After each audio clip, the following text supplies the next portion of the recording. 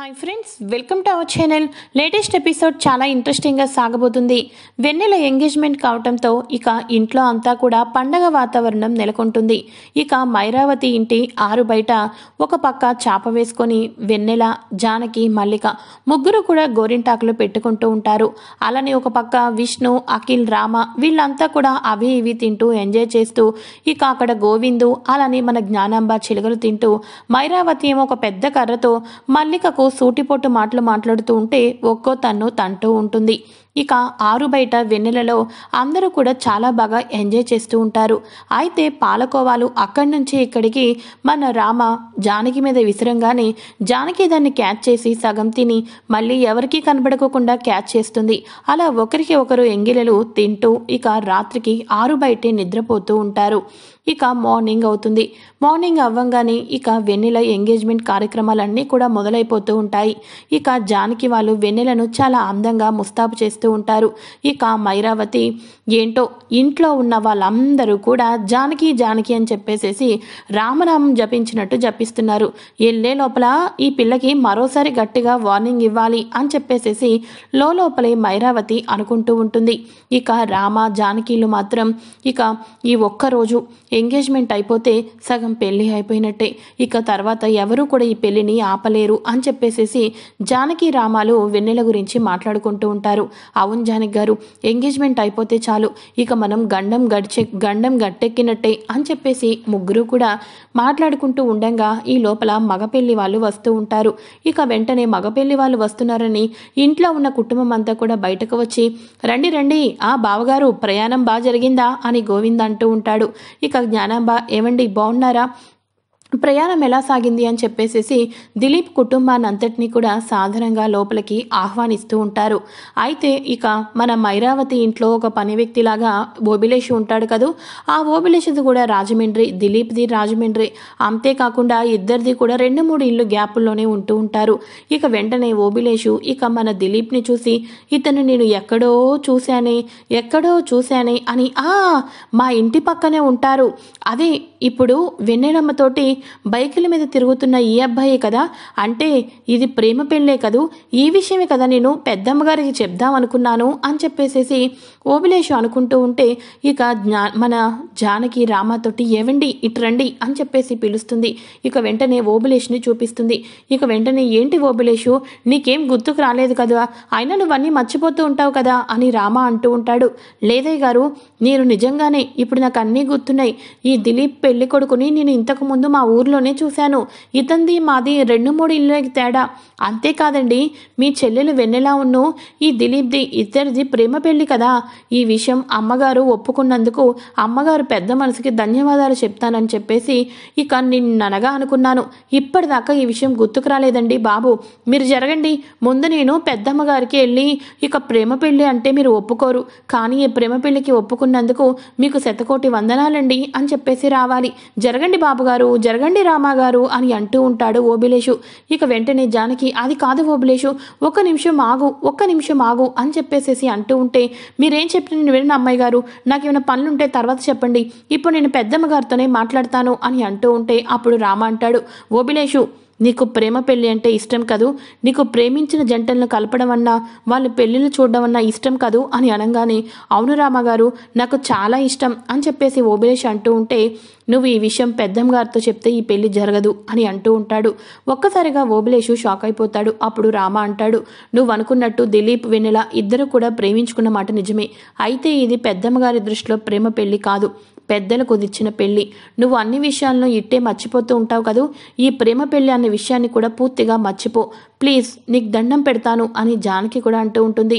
అయ్ బాబోయ్, ఈ విషయం మీరు ఇంతిదిగా చెప్పాలా అండి, నాకు ప్రేమించుకున్న ఇద్దరు కూడా పెళ్లిళ్ళు చేసుకుంటే చాలా సంతోషంగా ఉంటుందండి బాబు, అయితే నేను పెద్దమ్మ గారికి అస్సలు ఈ విషయం చెప్పనండి, మీరు చెప్పినట్టే అన్ని విషయాలు ఎలా అయితే మర్చిపోతానో ఈ విషయాన్ని పూర్తిగా మర్చిపోతానండి బాబు అని చెప్పేసేసి ఓబిలేషు అంటూ ఉంటాడు. అప్పుడు రామాజానకిలు ఇద్దరు కూడా చేతులు జోడించి థ్యాంక్స్ ఓబిలేషు, నువ్వు చేస్తున్న సహాయం మాకు చాలా సహాయపడుతుంది. ఈ ఎంగేజ్మెంట్ ఎటువంటి ఆటంకం లేకుండా ముగుస్తుంది అని చెప్పేసి అంటూ ఉంటే కిటికీలోంచి మల్లిక చూస్తూ ఉంటుంది. ఇదేంటి, ఆఫ్టర్ ఆల్ ఈ పనివాడు ఓబిలేష్ని పట్టుకొని రామాజనగిలు ఇద్దరు కూడా దండాలు పెట్టేస్తున్నారు. ఈ ఓబిలేష్ దగ్గర ఏదో ఉంది. ఈ మతిమరుపోడు అన్నీ మర్చిపోతూ ఉంటాడు. గుర్తు చేసుకొని ఏదో ఒకటి చెప్తే ఈ ఎంగేజ్మెంట్ ఆపడానికి ఏదో పెద్ద అస్త్రం వాడి దగ్గర ఉండే ఉంటుంది. ఎందుకంటే ఒకటే ఇల్లు వైపు కదా వీళ్ళందరిది కూడా. ఈ ఎంగేజ్మెంట్ జరిగే లోపల ఓబిలేష్తో చెడగొట్టించాలి. ఆ తర్వాత నా పండుగాడు నా తమ్ముడికి ఇచ్చి వెన్నెలను పెళ్లి చేసుకోవాలి. అప్పుడు ఆస్తి అంతా కూడా నాకు నా తమ్ముడికే దక్కుతుంది అని చెప్పేసి వెన్నెల అనుకుంటూ ఉంటుంది. అయితే ఈ లోపల దిలీప్ కుటుంబాన్ని అంతటినీ కూడా కూర్చోపెట్టి మైరావతి, ఇక మీరు ఎక్కడ ఉంటారు, ఎంత ఆస్తిపాస్తులు ఉన్నాయి, మా మనవరాలు బంగారం, ఇక తల ఎత్తి కూడా చూడదు. కేవలం చదువు ఇల్లు మాత్రం తప్ప ఏమీ తెలీదు.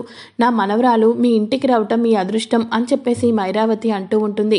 ఇక అప్పుడు అవును అవును అని చెప్పేసేసి వాళ్ళు కూడా అంటూ ఉంటారు. తర్వాత ఇక మా జానకి మీకు ఎలా తెలుసు అని చెప్పేసేసి మైరావతి ఇక దిలీప్ వాళ్ళ అమ్మని అడగంగానే ఒక్కసారిగా మౌనంగా ఉండిపోతుంది వాళ్ళ అమ్మ. అప్పుడు మైరావతి, అదేంటి, ఇదేదో ఈ మనవరాలు మా జ్ఞానాంబ కోడలు తీసుకొచ్చిన సంబంధం అన్నారు కదా, మరి ఆ అమ్మాయి నీకు తెలీదా అని చెప్పేసేసి అంటే అలా మొహం పెట్టావేంటి అని మైరావతి పెళ్లి కొడుకు తల్లిని అంటుంది. ఇక అప్పుడు వెంటనే మైరావతి తోటి, అంటే అది ఏవండి, నాకు జానకి అంతగా పరిచయం లేదు, వాళ్ళ అమ్మా నాన్న పరిచయం. వాళ్ళ అమ్మా నాన్న చనిపోకముందు వాళ్ళతోనే ఎక్కువ మాట్లాడేదాన్ని. జానకి మామూలుగా తెలుసు అంతే అని చెప్పేసేసి అనగానే ఓహో జానకి తల్లిదండ్రుల పరిచయమా అని చెప్పేసి మైరావతి ఇక మాటలు కంటిన్యూ చేస్తూ ఉంటుంది. ఇక మల్లిక అక్కడ ఎన్ని పనులున్నా ఏం చేయాలనుకుంటున్నా అవన్నీ పక్కన పెట్టి, ఓబిలేషు నువ్వు నిన్న మా అమ్మమ్మతో ఏదో చెప్పాలనుకున్నావు కదా, ఏం చెప్పాలనుకున్నావు, గుర్తొచ్చిందా అని చెప్పేసి అంటూ ఉంటే, ఏం విషయం అండి బాబు అని చెప్పేసి ఓబిలేష్ అంటూ ఉంటాడు. అదే నిన్న అమ్మమ్మ గారితో చెప్పాలనుకున్నావు మర్చిపోయావు అని అంటూ ఉంటే, ఓహో ఆ విషయం అండి, గుర్తొచ్చిందండి బాబు, నాకు ప్రేమ పెళ్ళిళ్ళంటే చాలా ఇష్టం అండి బాబు. ఇప్పుడు నేను నిజం చెప్తే ఇది ప్రేమ పెళ్ళని తెలిసిపోతుంది కదా, అప్పుడు ఎంగేజ్మెంట్ ఆగిపోతుంది. అందుకనే నేను చెప్పనండి. నేను రామాగారికి మాట కూడా ఇచ్చాను, ఈ పెళ్లి జరగాలి, ప్రేమ గెలవాలండి అని చెప్పేసి ఓబిలేషు వెళ్ళిపోతాడు. ఒక్కసారిగా మల్లిక షాక్ అయిపోతుంది. వామ్మో వీడు తిక్కలోడే అనుకున్నాను, చాలా తెలివైనోడే, కానీ నా దగ్గర నోరు జారాడు, ఎవరి దగ్గరైనా జారుతాడో జారడో అని చెప్పేసి షాక్ అయిపోతుంది. నేను అనుకున్నదే నిజమైంది. ఈ వెన్నెల ప్రేమించిన వ్యక్తి దూరమైతే అప్పుడు ఇక ఎంత ఇదిగా ఏడ్చింది.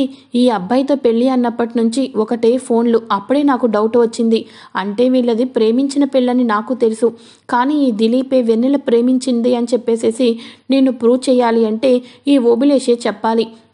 ప్రేమ పెళ్లి అన్న దీనికి సాక్ష్యం ఓబిలేషు ఉండాలి. కానీ ఈ ఓబిలేషు ఎలా చెప్తాడో ఏంటో, ప్రేమ పెళ్లి గెలవాలి అంటున్నాడు.